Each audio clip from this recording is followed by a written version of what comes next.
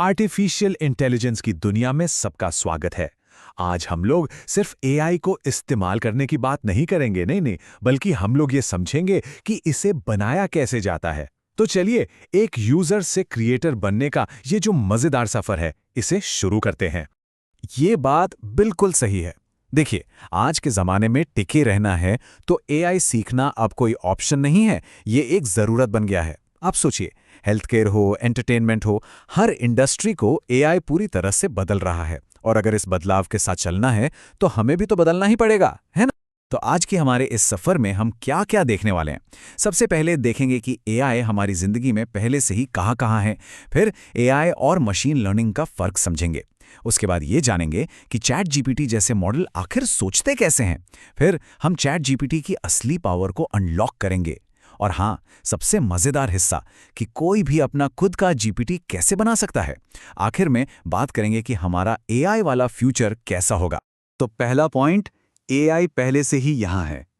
अच्छा, क्या कभी ऐसा लगा है कि हम सब हर रोज एआई का इस्तेमाल करते हैं? शायद पता भी नहीं चलता है ना। चलिए जरा देखते हैं कि कैसे एआई हमारी रोज की जिंदगी का एक इतना जरूरी हिस्सा बन चुका है।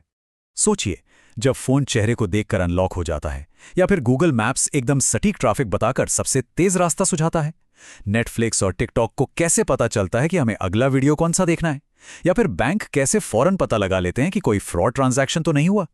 जी हाँ, इन सब के पीछे एआई ही तो है जो चुपचाप हमारी जिंदगी को आसान बना रहा है। अच्छा, अब आते हैं एक बहुत ही कॉमन कंफ्यूजन पर, एआई बनाम मशीन लर्निंग। अक्सर लोगों को लगता है कि ये दोनों एक ही चीज़ हैं, लेकिन सच तो ये है कि इनके बीच एक बहुत ही अहम फ़र्क है। तो चलिए इस फ़र्क को आसान भाषा में समझते हैं। देखिए, आर्टिफिशियल इंटेलिजेंस या एआई एक बहुत बड़ा कॉन्सेप्ट है।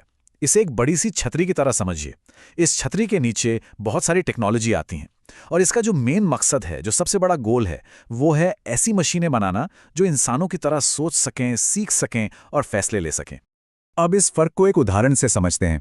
एक तरफ है रूल बेस्ड एआई। मान लीजिए एक स्मार्ट फ्रिज। इसको बस कुछ नियम बता दिए गए हैं, जैसे अगर तापमान x डिग्री से ज़्यादा हो जाए तो कूलिंग शुरू कर दो।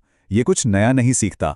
वहीं दूसरी तरफ है मशीन लर्निंग, जैसे कि नेटफ्लिक्स। ये डेटा से सीखता है। ये देखता है कि कोई दर्शक रविवार को कॉमेडी फिल्में देखता है और फिर उसी हिसाब से भविष्य में सुझाव देता है। तो एक बस नियम मानता है और दूसरा डेटा से सीखकर बेहतर होता जाता है। यही है असली फर्क। और यहीं पर डेटा का रोल आता है। कहा जाता है कि डेटा आज के दौर का सबसे कीमती सामान है, और ये बिल्कुल सच है। मशीन लर्निंग के लिए डेटा वैसा ही है जैसा गाड़ी के लिए पेट्रोल। बिना डेटा के एक मशीन कुछ भी नहीं सीख सकती, वो बस एक खाली डब्बा है। ऊबर की सर्च प्राइसिंग को ही देख लीजिए। ये मशीन लर्निंग का एक क्लासिक उदाहरण है। ये काम कैसे करता है? पहला स्टेप, ऑब्जर्व करना। ऊबर का एआई रियल टाइम में देखता है कि कितनी डिमांड है, कितने ड्राइवर अवेलेबल हैं, मौसम कैसा है। दूसरा स्टेप, सीखना।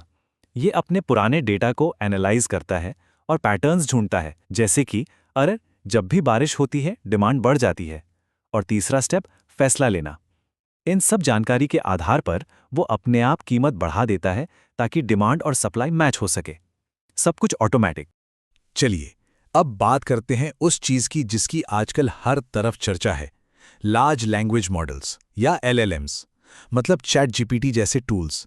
सवाल ये है कि ये मशीनें हमारी भाषा को समझकर जवाब कैसे देती हैं? ये असल में सोचती कैसे हैं? चलिए इस राज से पर्दा उठाते हैं। ये सवाल बहुत दिलचस्प है। आखिर एक मशीन हमारी भाषा को समझती कैसे है? ये कोई जादू टोना तो है नहीं? नहीं, इसके पीछे का जो साइंस है, जो तकनीक है, वो बहुत ही जबरदस्त है। तो देखिए ये प्रोसेस कैसे काम करता है। सबसे पहले हम जो भी लिखते हैं उसे छोटे छोटे टुकड़ों में तोड़ा जाता है, जिन्हें टोकन कहते हैं। ये शब्द भी हो सकते हैं या शब्दों के हिस्से भी। फिर इन टोकन्स को कंप्यूटर की भाषा यानी नंबर्स में बदल दिया जाता है। इसके बाद असली खेल शुरू होता है। मॉडल इन करोड़ों अरबों नंबर्स के बीच में मैथमेटिकल पैटर्न ढूंढता है, और आखिर में इन्हीं पैटर्न्स के आधार पर वो भविष्यवाणी करता है। एक तरह से अंदाजा लगाता है कि अगला सबसे सही शब्द कौन सा होना चाहिए, और बस एक एक शब्द जोड़कर पूरा जवाब तैयार हो जाता है। लेकिन यहाँ एक बहुत ज़रूरी बात समझनी होगी। ये सब कुछ सिर्फ पैटर्न और संभावना का खेल है। इन मॉडल्स में हमारी तरह कोई भावनाएं या असली समझ नहीं होती। वो ये नहीं समझते कि खुशी क्या होती है, वो बस ये जानते हैं कि खुशी शब्द किन किन शब्दों के साथ इस्तेमाल होता है। ये सब कुछ मैथ्स है, इमोशंस नहीं। चलिए, थ्योरी तो बहुत हो गई, अब आते हैं प्रैक्टिकल बातों पर। चैट जीपीटी की असली शक्ति को अनलॉक कैसे किया जाए? सबसे पहली बात, इसे सिर्फ एक गूगल सर्च का एडवांस्ड वर्जन समझने की गलती मत कीजिए। ये उससे कहीं ज्यादा है। ये एक पर्सनल असिस्टेंट हो सकता है, एक कोवर्कर हो सकता है, एक क्रिएटिव पार्टनर हो सकता है जो आइडिया सोचने में मदद करे। इसकी कोई सीमा नहीं है। तो अब तक हम एआई को इस्तेमाल करने की बात कर रहे थे, लेकिन अब हम एक कदम आगे बढ़ेंगे। अब हम एआई को सिर्फ यूज नहीं करेंगे, बल्कि इसे बनाएंगे। जी हां, अब बात होगी अपना खुद का जीपीटी बनाने की। यहीं से असली मजा शुरू होने वाला है। देखिए, बात सिर्फ एआई को इस्तेमाल करने की नहीं है, बात है इसके साथ कुछ बनाने की, कुछ क्रिएट करने की। और इसके लिए कस्टम जीपीटी से बेहतर टूल शायद ही कोई हो। तो ये कस्टम जीपीटी है क्या चीज? बहुत आसान है। ये चैट जीपीटी का ही एक पर्सनलाइज्ड वर्जन है।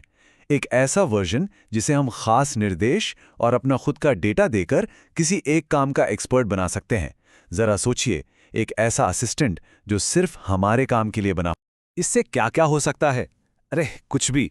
एक ऐसा फिटनेस कोच बनाया जा सकता है जिसके पास हमारे सारे डाइट प्लान्स हों, या फिर एक ऐसा स्क्रिप्ट राइटर जो वायरल वीडियो के स्टाइल को समझता हो, एक ऐसा रिसर्च असिस्टेंट जिसे हमारे प्रोजेक्ट की सारी फाइलें पता हों, या फिर एक मार्केटिंग असिस्टेंट जो हमारी कंपनी की ब्रांड वॉइस में लिखता हो।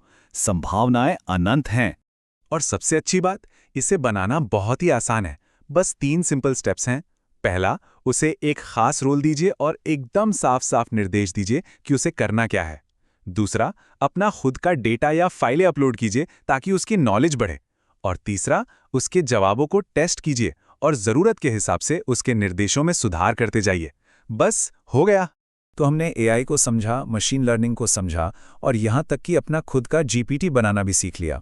तो अब सवाल ये उठता है कि हमारे भविष्य के लिए इन सब का क्या मतलब है? बात सीधी सी है। एआई के इस नए युग में असली सुपर पावर इन टूल्स को सिर्फ इस्तेमाल करना नहीं है। असली सुपर पावर है अपनी ज़रूरतों के हिसाब से खास स्पेशलाइज्ड टूल्स बनाने की काबिलियत। तो एआई की क्रांति तो यहाँ है, ये आ चुकी है। अब सवाल ये नहीं है कि ये आएगी या नहीं। सवाल ये है कि हम इसमें क्या भूमिका निभाएंगे। क्या हम सिर्फ एक यूज़र बने रहेंगे या फिर एक क्रिएटर बनेंगे? फैसला हमें ही करना है।